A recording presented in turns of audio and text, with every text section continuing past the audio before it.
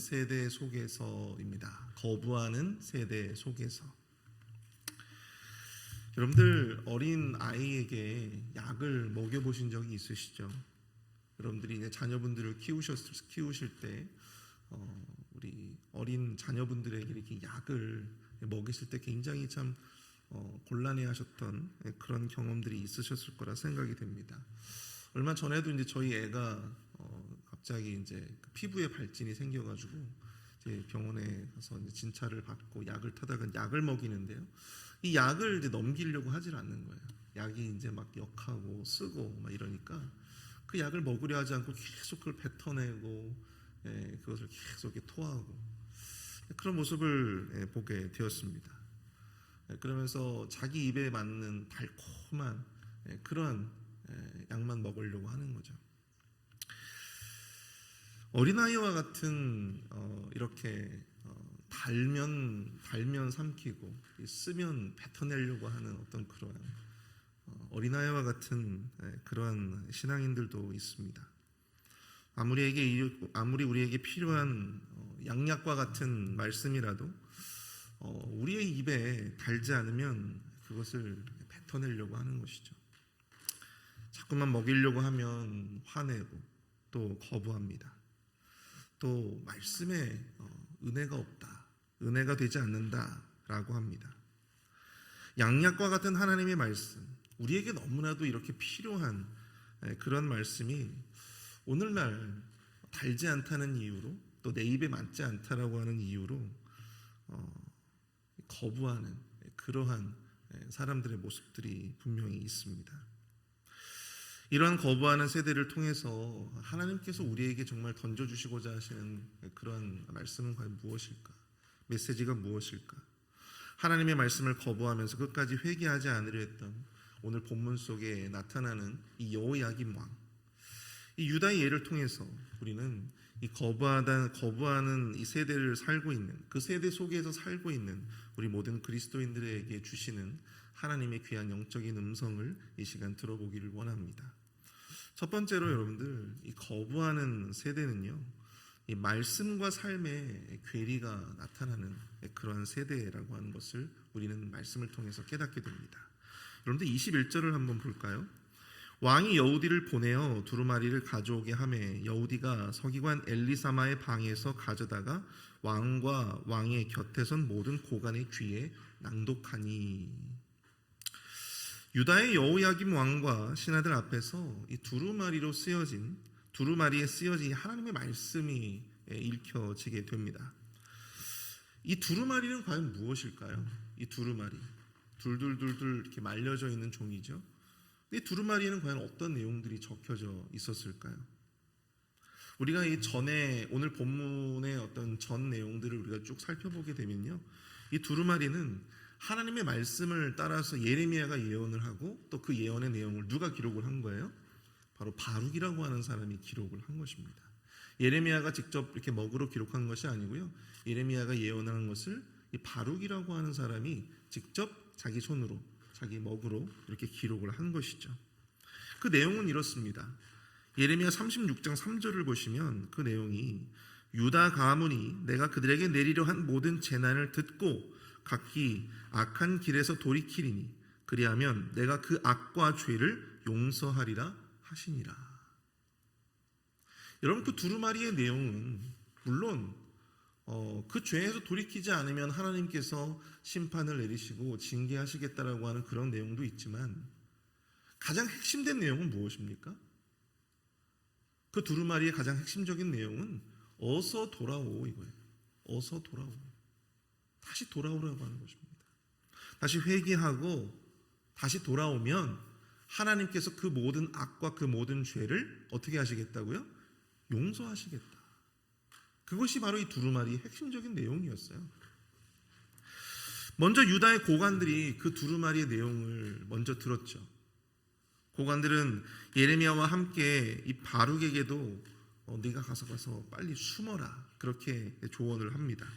그리고 어디에 있는지 절대로 사람들에게 알리지 마라 그렇게 이야기를 하고 있습니다. 그리고 그 두루마리에 대한 이야기가 왕의 귀에도 들어가게 되죠. 왕이 이 여우디라고 하는 사람을 통해서 두루마리를 가져오게 하고 또 왕과 그 많은 고관들, 신하들 앞에서 그 두루마리를 낭독하게 하였습니다. 여호야김이 두루마리를 가져오라고 그렇게 명령한 이유가 과연 무엇이었을까요? 하나님께서 예언한 이 두루마리의 내용이 분명히 하나님께서 예언하신 거라고 하는 사실을 그도 알았을 것입니다. 그런데 그가 그것을 가져오라고 한 이유가 과연 무엇이었을까? 그것은 바로 그도 궁금했기 때문이에요. 자신을 향하신 하나님의 뜻이 무엇일까? 또 유다를 향하신 하나님의 뜻이 무엇일까? 여호야김도 그것이 궁금했습니다. 나의 미래는 과연 어떨까? 또 내가 속한 이 나라의 운명은 과연 어떻게 될까? 여호야김도 궁금했다라고 하는 사실이죠. 이 완악한 여호야김도 하나님의 말씀이 궁금하기는 했습니다. 하나님이 유다에 대해서 무슨 말씀을 하시는지, 자신에게 무슨 말씀을 하시는지 그도 궁금했어요. 사랑하는 성도 여러분, 이 거부하는 세대도요, 하나님을 무시하고 또 하나님을 거부하는 세대도 하나님의 뜻을 알고 싶어 합니다. 자신의 미래도 또 하나님의 뜻도 궁금해합니다. 그러나 그렇게 하나님의 뜻을 궁금해하며 또 그런 궁금증을 가지는 것은 하나님의 뜻대로 살고 또 하나님의 뜻대로 그것을 받아들이고자 해서가 아니라고 하는 사실입니다. 어디까지나 자신의 그 알에 대한 자신의 욕구를 만족시키기 위해서다라고 하는 사실이죠. 말씀과 삶이 고스란히 동일시되어야 하는데 그렇지 못하고 분리되고 또 괴리되는 삶. 말씀은 말씀대로 또 나의 삶은 그냥 내 마음대로 그렇게 분리되고 괴리된 그러한 삶의 모습들이 바로 이 거부하는 세대들의 전형적인 특징이라고 하는 사실입니다. 두루마리의 말씀을 들은 이후에 여호야김의 반응을 한번 살펴볼까요? 23절과 24절인데요. 여우디가 선호 쪽을 낭독하면 왕이 칼로 그것을 연하여 베어 화롯불에 던져서 두루마리를 모두 태웠더라. 여러분, 두루마리를 모두 다 읽고 난 다음에 이렇게 된 게 아니고요. 선호 쪽을 읽어보니까 읽으나 마나인 거예요. 들어보나 마나인 거예요. 어떻게 했어요? 그래서 그것을 여기 보니까 칼로 그것을 연하여 베었다라고 이렇게 얌전하게 이야기하고 있잖아요. 근데 여러분들 이 표현의 이 원어적 표현을 여러분들 보시면 이 칼로 난도질을 한 것입니다. 난도질. 하나님의 말씀이 기록된 예언의 말씀이 기록된 그 두루마리를요 자신의 이 화난 분노의 감정에 주체하지 못해서 난도질을 하는 거예요. 그리고 그것을 어떻게 했습니까? 화로에다가 던져버린 거죠. 불태워버린 것입니다. 24절 보시면 왕과 그의 신하들이 이 모든 말을 듣고도 두려워하거나 자기들의 옷을 찢지 아니하였다. 두려워하거나 자기들의 옷을 찢지 않았다. 왕은 두루마리를 칼로 자르고 그것을 화롯불에 던져버렸고요. 또 신하들은 거기에 대한 그 어떤 두려움도 느끼지 못했다고 하는 것입니다. 자신들의 옷을 찢지 아니했어요. 여러분, 옷을 찢는다라고 하는 것은 무슨 의미입니까? 내가 화가 났다는 것입니까? 아니죠. 성경에서 여러분들 옷을 찢고 재를 뒤집어 쓰는 것은 무슨 의미예요? 내가 철저하게 하나님 앞에 통회하고 자복한다라고 하는 것을 의미하는 거 아니겠습니까? 철저한 회개를 상징하는 거예요. 그렇게 자신의 옷을 찢고 마음을 찢어도 시원치 않음에도 불구하고 이 여호야김 왕과 신하들은요 그런 예언하는 자들을 오히려 잡아서 죽이려고 했다는 사실입니다. 그래서 왕이 자신의 아들과 또 신하들의 아들들에게 예레미야를 잡아오라고, 바룩을 잡아오라고 그렇게 명령을 내렸던 것이죠. 오히려 하나님의 말씀을 전했던 자들의 입을 막고 그들의 손과 발을 묶으려 했다고 하는 사실입니다. 자신을 향한 하나님의 예언이 담긴 두루마리를 불태워버리고 또 그것을 전한 하나님의 사람들을 잡아 죽이고자 했던 이 여호야김 왕의 모습, 이 여호야김 왕과 묘하게 대비되는 또 다른 왕이 여러분들 아마 기억이 나실 겁니다. 어린 나이에 왕이 되고 이 성전을 수리하던 도중에 하나님의 율법이, 하나님의 말씀에 기록된 율법이 발견되었습니다. 그러자 그 율법의 말씀을 읽고 자신의 옷을 찢고 회개했던 바로 요시야 왕. 그의 모습과 이 여호야김의 모습은 너무나도 크게 대비가 된다라고 하는 사실이죠. 하나님의 말씀을 들어도 아무런 감흥이 없고 두려움도 안타까움도 회개의 마음도 느끼지 못했던 이 여호야김 왕과 이 신하들의 모습과 하나님의 말씀을 읽고 자신의 옷을 찢고 회개하며 오히려 성전을 개혁하고 또 나라 전체를 개혁하고자 했던 이 요시야 왕의 이 행로, 너무나도 비교가 되고 있음을 우리는 보게 됩니다. 믿음의 세대, 또 믿음의 사람들과는 달리 하나님을 거부하고 하나님의 말씀을 거부하는 사람들의 특징은요, 앞에서도 제가 언급했지만 하나님의 말씀과 자신의 삶을 동일시하지 않는다라고 하는 것입니다. 하나님의 말씀은 말씀대로, 좋네, 하나님의 말씀. 그러나 그것이 우리의 삶을 바꾸고 또 우리의 삶을 변화시켜 나아가는 그러한 어떤 가이드로 삼고자 하지 않는다라고 하는 사실입니다. 내 삶은 그저 내 감정대로, 내 뜻대로, 내 계획대로, 내 생각대로. 말씀을 들어도 아무런 감동도 은혜도 양심의 가책도 죄책감도 느끼지 않습니다.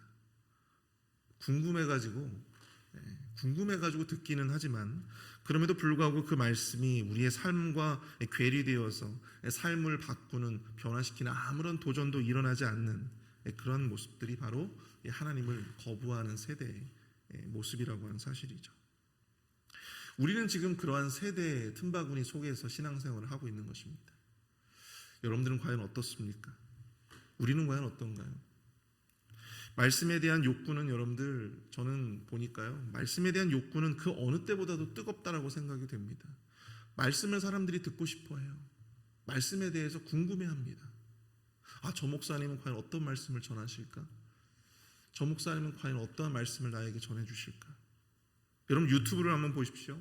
세계적인 설교자들, 미국에 있는 설교자들, 한국에 있는 설교자들, 여러분들 우리가 마음만 먹으면요, 세계적인 설교자들의 은혜로운 설교들을 우리는 금방금방 들을 수 있습니다. 이렇게 말씀에 대한 궁금증, 말씀에 대한 욕구는 우리가 넘쳐나는데 중요한 것은 우리가 그 말씀을 우리의 삶과 얼마만큼 동일시하고 있는가. 우리는 거기에 우리 스스로 질문해 보아야 한다고 생각이 되어집니다. 그 말씀을 들을 때 우리는 과연 어떻게 반응하고 있는가. 중요한 것은 그 말씀이 우리에게 부담감을 주고 또 때로 그 말씀이 우리 안에 있는 이 죄책감을 건드릴 때 우리는 그 말씀을 어쩌면 거부할 수도 있다고 하는 사실이죠. 우리를 위로해주고 또 사랑을 고백해주고 또 소망을 줄 수 있는 그런 메시지에는 우리가 감동하고 또 그런 말씀을 자꾸만 우리가 찾고자 하지만, 중요한 것은 우리가 하나님의 위로의 메시지가 아니라, 사랑의 메시지가 아니라 하나님이 나에게 주시는 하나님의 메시지를 우리는 들어야 한다는 사실입니다.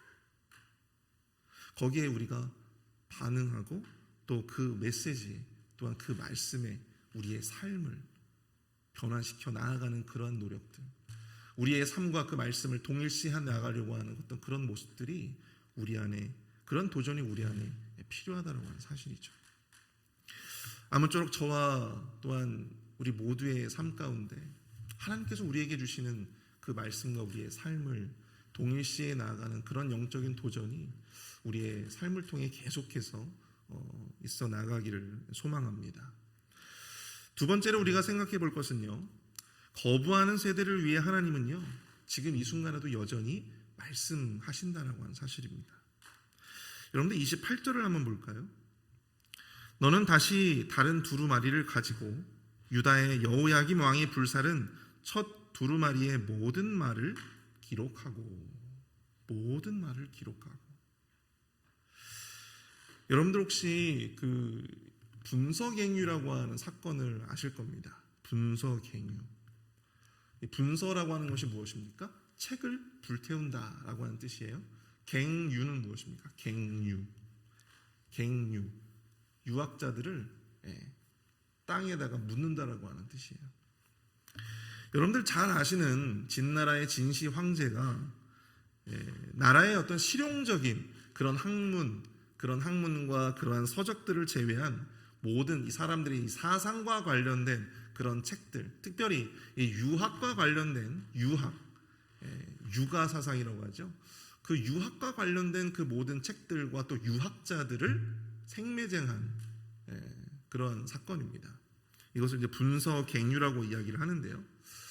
자, 그렇게 유학과 관련된 책들을 다 불사르고 또 유학자들을 다 죽여버리면 그 나라에 더 이상 유학의 영향력이 퍼지지 않을 것이다. 그 스스로 그렇게 생각했기 때문이에요. 그래서 그 엄청난 짓을 저지르게 된 것이죠.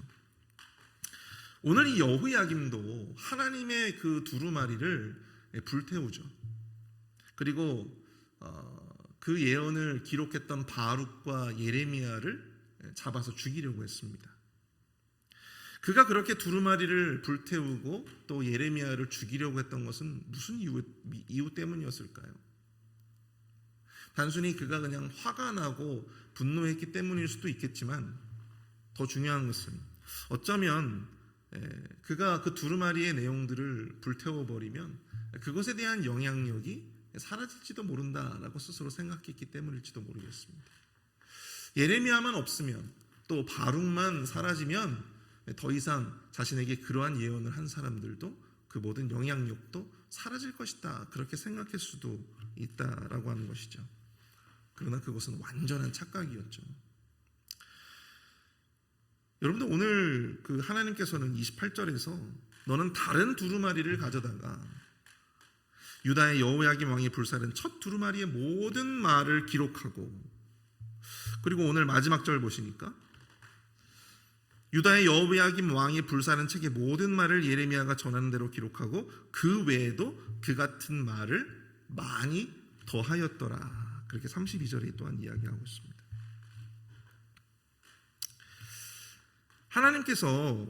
하나님께서 예레미야에게 다시 그 하나님의 예언의 메시지를 똑같이 기록을 하고 거기에 더 많은 내용들, 이전과는 비교할 수 없을 정도로 더 많은 양의 내용들을 거기에 다시 기록하라라고 말씀을 하셨다라고 하는 사실이죠. 여호야김 왕이 그 두루마리를 불태워버리니까 하나님께서 그것보다 훨씬 더 많은 양의 두루마리의 예언을 전해주시는 것입니다. 두루마리를 불태우면 그 두루마리의 영향력까지 사라질 것이다 라고 생각하는 바로 이 여호야김과 같은 자들에게 그것이 착각이었다라고 하는 사실을 보여주고 계시는 것이죠. 하나님의 말씀을 사람들이 듣던 말던, 하나님을 거부하는 세대가 그것을 받아들이던 받아들이지 않던 간에 그들을 향한 하나님의 말씀과 하나님의 사역은 여러분 사라지지 않습니다. 멈추지 않습니다. 그들이 듣던 아니 듣던 하나님의 사람들에 의해서 지금 이 순간에도 하나님의 말씀은 전해지고 있고, 지금 이 순간에도 하나님의 말씀은 기록되어져 있고, 하나님의 말씀은 지금 이 순간에도 선포되고 있다라고 하는 것이죠. 하나님을 거부하는 세대는 여전히 하나님의 말씀을 무시합니다. 여전히 하나님의 통치와 섭리, 하나님의 권위를 인정하려 하지 않습니다.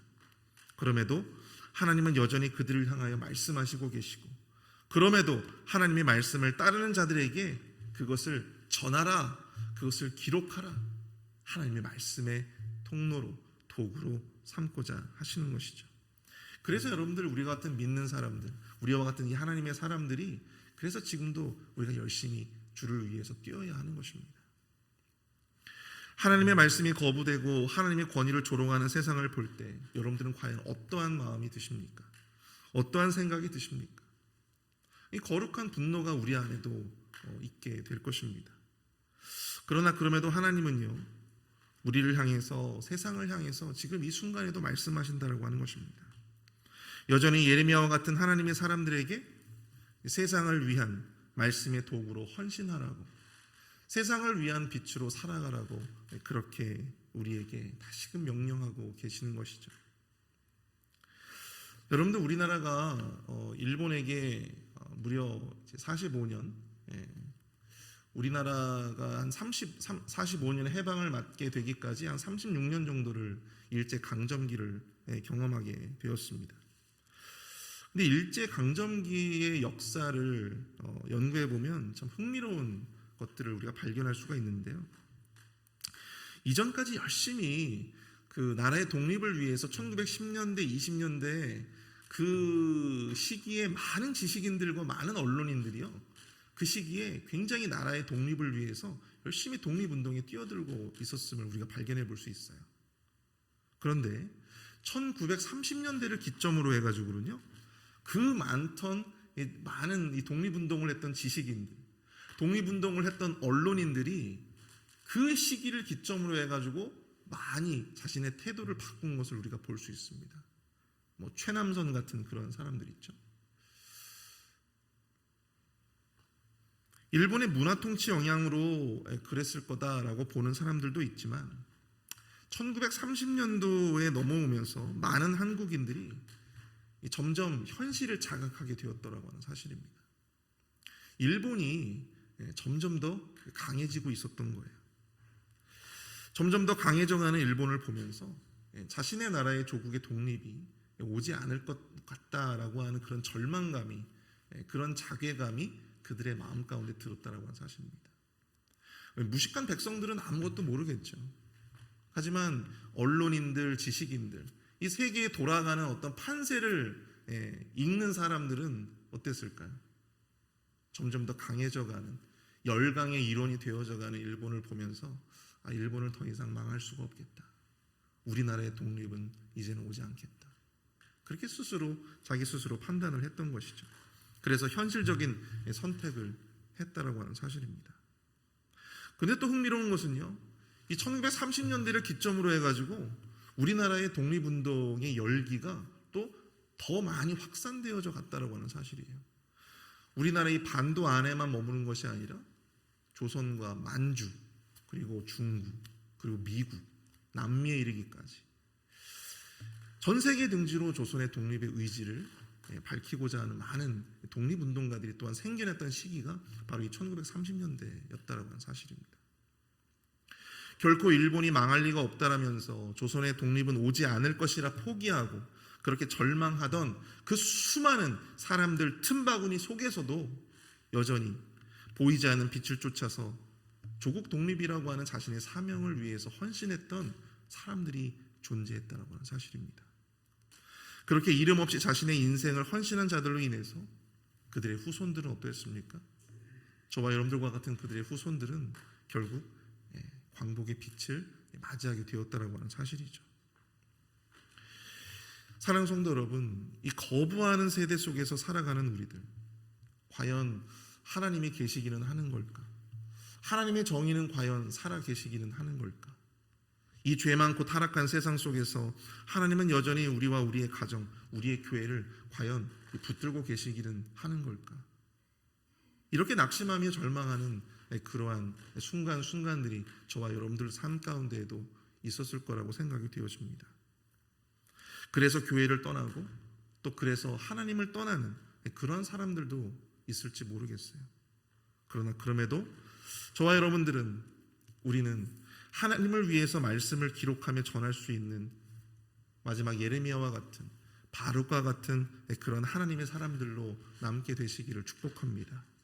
세상의 원리가 아니라 하나님을 바라보며 하나님을 거부하고 하나님의 말씀을 조롱하며 하나님의 말씀을 무시하며 자신들의 삶과 동일시하지 않으려고 하는 그러한 세대 속에서 그저 낙심만 하며 세상을 쫓아 세상과 함께 타협하며 그렇게 멀어져만 가는 존재가 아니라 하나님의 빛을 쫓아 오늘도 우리에게 남겨진 그 사명을, 오늘도 우리에게 하나님께서 원하시고자 하는 그 삶의 모습들을, 그 발자취를 쫓아가며 온전히 우리의 사명을 다할 수 있는 저와 여러분들이 될 수 있기를 축복합니다.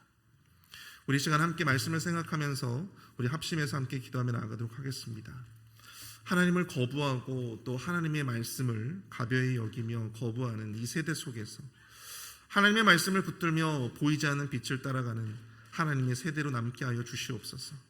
우리가 마땅히 해야 할 사명을 오늘도 온전히 감당하게 하여 주시고 하나님의 정의를 붙들며 나아갈 수 있도록 인도하여 주시옵소서. 함께 기도하겠습니다.